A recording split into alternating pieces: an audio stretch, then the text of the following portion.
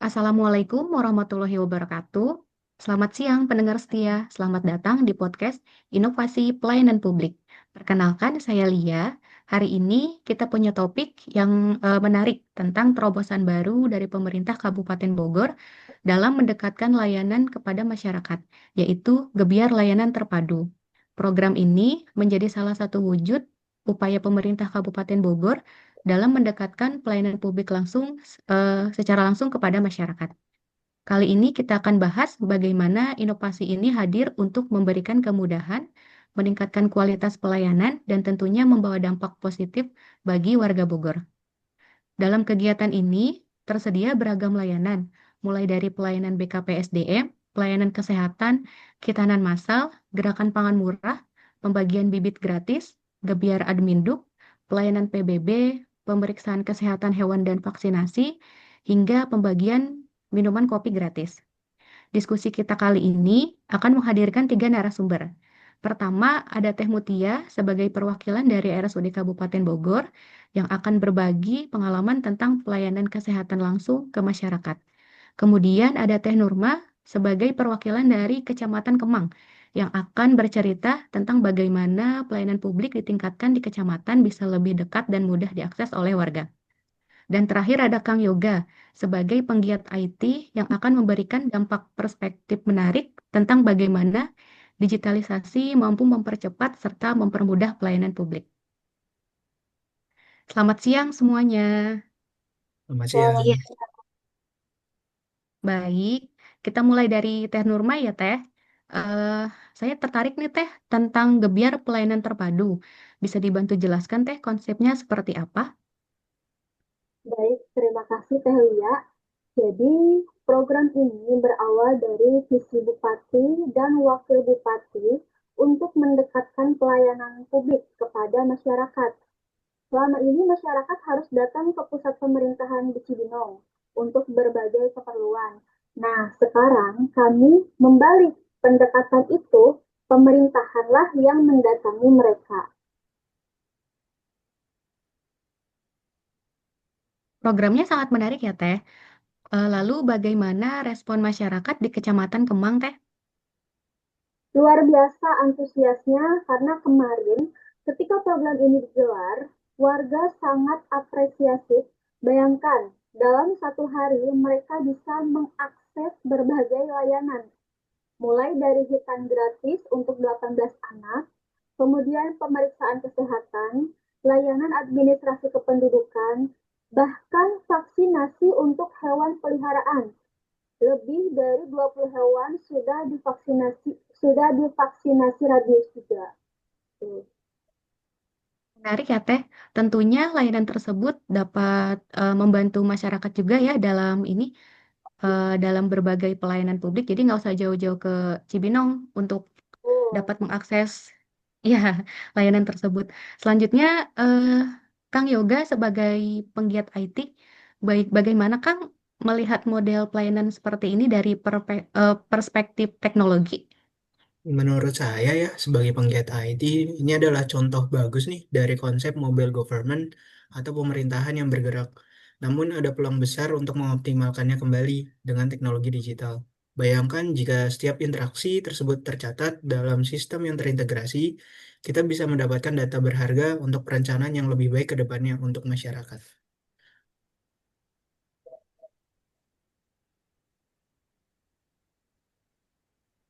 Kalau dilihat dari aspek kesehatan, tantangan terbesar apa yang membawa layanan RSUD ke kegiatan pelayanan tersebut? Bisa dibantu Teh untuk penjelasannya ke Teh Mutia? Nah, Teh, mungkin tantangannya cukup besar ya. Pertama, bagaimana memastikan standar pelayanan medis tetap terjaga walaupun berada di lapangan. Misalnya, untuk hitanan nih, Teh, kami harus membawa peralatan yang steril, menjaga keamanan prosedur, serta menyiapkan tim medis yang memadai. Kemudian, tantangan yang lainnya yaitu jumlah pasien kan kadang tidak bisa diprediksi ya, Teh ya. Jadi kami harus siap dengan berbagai kemungkinan, termasuk jika jumlah peserta melebihi kapasitas. wah betul sekali Teh Mutia. Saya sendiri kemarin menyaksikan langsung bagaimana tim RSUD bekerja. Meski jumlah pengunjung melebihi perkiraan, semua bisa melayani dan terlayani dengan baik. Itu membuktikan kesiapan dan profesionalisme tim kesehatan kita ya Teh ya. Iya nih Teh, luar biasa sekali ya tentunya tim Nakes dari Kabupaten Bogor sangat eh, loyal terhadap ini apa dalam kegiatan layanan terpadu tersebut. Lalu selanjutnya dari Kang Yoga, eh, kalau melihat tantangan tadi Kang, kira-kira ada solusi nggak terkait teknologi apa yang bisa membantu tim kesehatan di lapangan? Baik, Teh. Mungkin ada beberapa solusi nih yang bisa kita implementasikan secara bertahap. Yang pertama ada sistem pre-registration berbasis aplikasi mobile atau WhatsApp. Dengan begitu, petugas bisa memperkirakan nih jumlah peserta dan mempersiapkan resources yang tepat. Kedua, mungkin ada electronic health records yang portable sehingga data pasien langsung terintegrasi dengan sistem RSUD yang ada. Mungkin dari saya itu Teh implementasi yang mungkin akan diterapkan ke depannya. Solusinya sangat membantu sekali ya, Kang. Karena kan selama ini pencatatannya masih manual nih, Kang. Sehingga resiko data hilang atau tidak terupdate-nya dengan baik. Baik, sekarang kita beralih ke layanan lain.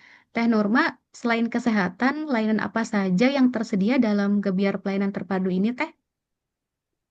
Tentunya banyak sekali Teh Lia, misalnya ada layanan dari BKPSDM untuk update data SIMTEG bagi ASN. Nah, pelayanan administrasi kependudukan seperti KTP dan KK hingga layanan pembayaran pajak bumi dan bangunan.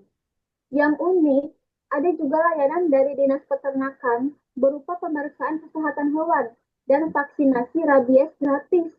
Jadi dalam satu lokasi, masyarakat bisa mengakses berbagai layanan sekaligus. Gitu. Baik, layanannya lengkap sekali ya, Teh. Dari layanan adminduk sampai pemeriksaan hewan, semua ada.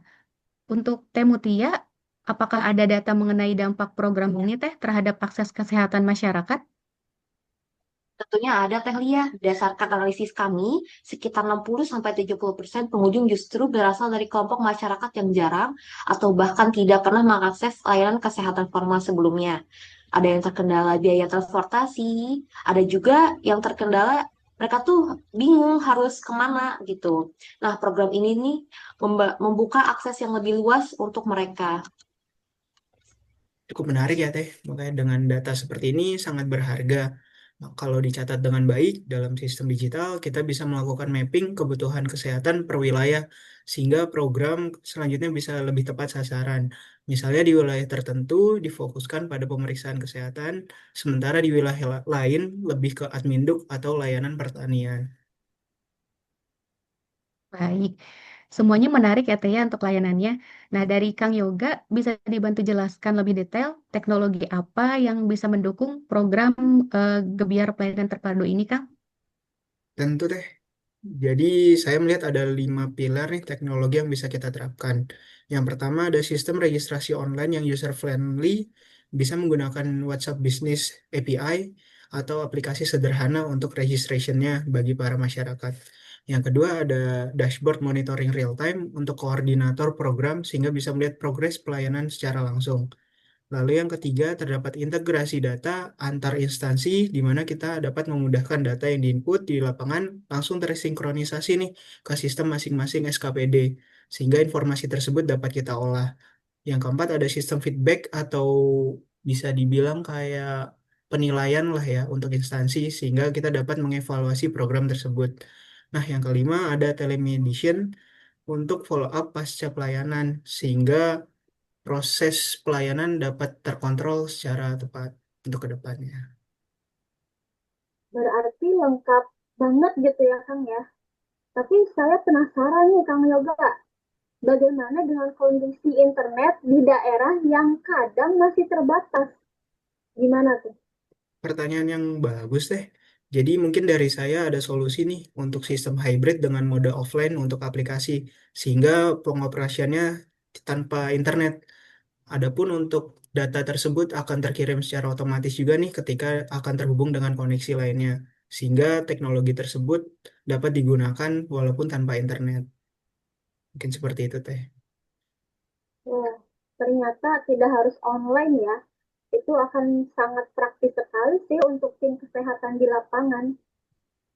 Betul sekali. Ya, baik. Baik, sekarang kita masuk ke aspek koordinasi pemerintahan. Teh Nurma, apa sih kunci keberhasilan dari program Gebiar Pelayanan Terpadu ini? Baik, kalau menurut saya, kuncinya ada pada kolaborasi antar SKPD dan komunikasi yang efektif dengan masyarakat. Sebelum pelaksanaannya, kami melakukan sosialisasi intensif selama 2 minggu, mulai dari RT, RW, media sosial, sampai door to door untuk keluarga prioritas. Nah, koordinasi dengan puskesmas setempat juga sangat penting karena mereka yang paling memenuhi, yang paling memahami kondisi di lapangan maksudnya. Baik, luar biasa ya Teh. Nah, selanjutnya bagaimana dengan aspek keberlanjutan dari program ini? Komitmen menjadikan Gebiar Pelayanan Terpadu ini sebagai program rutin teh. Targetnya minimal setiap 3 bulan kegiatan ini hadir di setiap kecamatannya. Dari setiap pelaksanaan, kami selalu melakukan evaluasi nih teh, agar kualitas pelayanan kami akan semakin baik. Kalau nanti sistem digital ini sudah terstruktur, keberlanjutan ini akan lebih mudah. Data bisa menunjukkan layanan apa yang paling dibutuhkan di wilayah tertentu, kapan waktu baik pelaksanaan, bahkan bisa memprediksi kebutuhan tenaga dan logistik. Jadi program akan semakin tepat sasaran dan efisiensi. Mungkin Ya, dari saya. oke Kang. Saya mau tanya nih Kang, untuk implementasi teknologi seperti yang dijelaskan tadi, tahapan apa yang realistis dilakukan oleh pemerintah daerah? Menurut saya, perlu dilakukan secara bertahap. Jadi, tahap pertama mulai dengan yang paling sederhana, yakni dengan melakukan penggunaan Google Form terlebih dahulu untuk mengetahui para penggunanya nih bisa memakai atau tidak. Lalu yang kedua mungkin bisa registrasi dengan WhatsApp bisnis untuk komunikasi. Yang kedua yakni ada aplikasi mobile sederhana dengan fitur online offline tadi. Yang ketiga yakni integrasi dengan sistem existing di masing-masing SKPD. Dan yang keempat, ada implementasi dashboard analitik dengan AI untuk prediksi ke depannya, untuk perencanaan ke depannya juga. Mungkin seperti itu, Teh.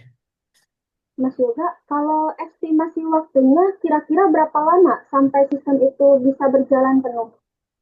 Jika dilakukan konsisten, mungkin dalam 12 sampai 18 bulan bisa sudah running fully ya, integrated. Tapi manfaatnya bisa dirasakan sejak tahap pertama, mungkin dalam 2 sampai 3 bulan pertama. Wah, itu cepat sekali ya, Kang. Untuk daerah lain, apakah sudah menerapkan sistem seperti ini juga, Kang Yoga? Mungkin ada beberapa ya, Teh, tapi belum banyak nih yang integrated seperti konsep ini. Mungkin Kabupaten Bogor bisa jadi peluang nih untuk pionir dan best practice untuk daerah lain. Oke, keren sekali ya, sangat inspiratif para narasumber kita hari ini. Sebelum kita tutup, saya ingin mendengar visi dari masing-masing narasumber. Dimulai dari Teh Nurma. Silakan Teh untuk visi dan misinya. Mohon maaf untuk visinya. Baik, terima kasih Teh Lia. Terkait visi saya adalah menjadikan ini sebagai new normal dalam pelayanan publik. Bukan hanya event sesekali, tapi sistem yang terstruktur dan terukur. Setiap desa mendapat giliran pelayanan secara berkala dan masyarakat juga tahu jadwalnya dengan pasti seperti itu.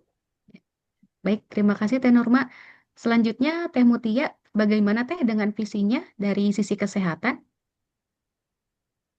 Tanya tadi ya, saya ingin program ini berkembang menjadi sistem preventive healthy care yang komprehensif dengan data yang terintegrasi ya tentunya kita bisa melakukan deteksi lebih awal, kemudian healthy education yang tertarget dan memastikan tidak ada yang tertinggal dalam akses kesehatan. Ya, terima kasih Teh. Nah, yang terakhir dari eh, visi dari Kang Yoga sebagai penggiat IT. Mangga Kang? Menurut saya akan membayangkan 3 sampai 5 tahun ke depan nih Kabupaten Bogor memiliki super apps yang mengintegrasikan semua layanan publik sehingga masyarakat dapat mengakses layanan di smartphone, jadwal mobile services, track status pengajuan, bahkan telemedicine consultation. Dan semua data menjadi basis untuk evidence-based policy making untuk Kabupaten Bogor ke depannya. Mungkin seperti itu, Teh. Ya, Saya. ya. Terima kasih untuk visi dan misinya, visi yang sangat luar biasa sekali dari ketiga narasumber kita. Teman-teman semua, dari diskusi hari ini, kita belajar bahwa inovasi pelayanan publik bukan hanya tentang teknologi canggih, tapi tentang bagaimana kita memanfaatkan teknologi untuk benar-benar melayani kebutuhan masyarakat. Program Geber Pelayanan Terpadu dari Kabupaten Bogor menunjukkan bahwa dengan kolaborasi yang baik dan komitmen yang kuat, pemerintah bisa hadir lebih dekat kepada masyarakat. Terima kasih kepada Teh Nurma, Teh Mutia, dan Kang Yoga atas pemaparan dan inspirasinya. Semoga apa yang telah disampaikan bisa menjadi motivasi dan bahan pembelajaran bagi kita semua dalam mewujudkan pelayanan publik yang lebih baik melalui Smart ASN dan Smart Governance. Terima kasih atas kebersamaannya dalam diskusi hari ini. Semoga bermanfaat dan sampai jumpa pada kesempatan berikutnya. Wassalamualaikum warahmatullahi wabarakatuh. Waalaikumsalam Waalaikumsalam warahmatullahi warahmatullahi wabarakatuh. wabarakatuh.